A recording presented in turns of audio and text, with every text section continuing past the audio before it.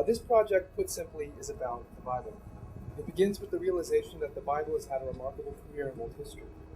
Against difficult odds, it became the central text of Western culture and, accordingly, the chief repository of wisdom for revolutions, movements, kingdoms, and communities in Europe, the Middle East, North Africa, and the Americas over the span of 2 millennia. My contribution to the Finding Wisdom project is to bring the world's extraordinarily rich encounter with the Bible into contact with our own efforts to answer the great question posed in the Bible itself. But where shall wisdom be found, and where is the place of understanding? So as I said, I do history of biblical interpretation, and this is a new and interdisciplinary field which is growing. It draws on theology, biblical studies, and a good deal of intellectual and cultural history. Okay, now for an overview of the project. It will proceed in 2 phases, an analytical phase and the constructive phase.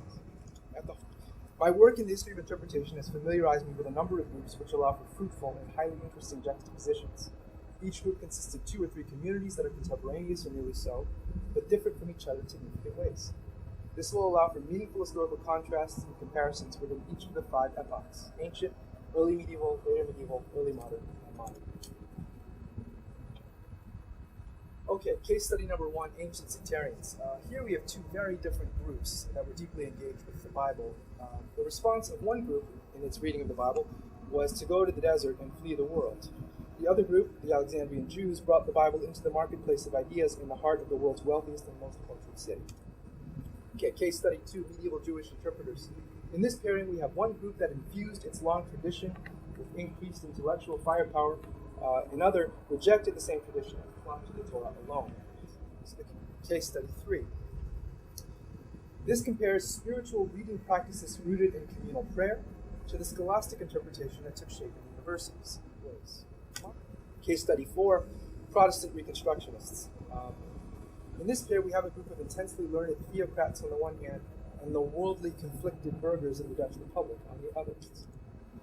Case study 5, the last one. This study compares pietists, who I describe as academically oriented social activists, with biblical critics who were the first scientific scripture scholars.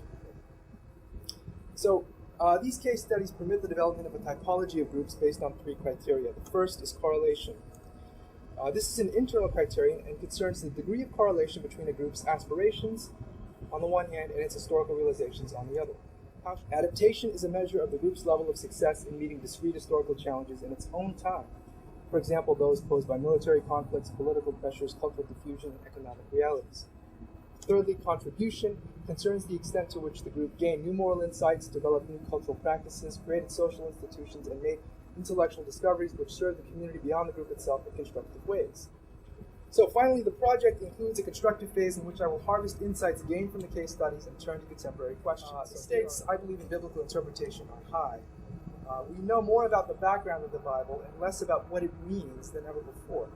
We find ourselves, unfortunately, in this situation in a time when the need for humane, responsible, and morally satisfying interpretation has become, in my view, urgent. Thus, I believe the Finding Wisdom project to be a timely one, and I wish it the highest possible success. Thank you for your attention, and best wishes for productive conference.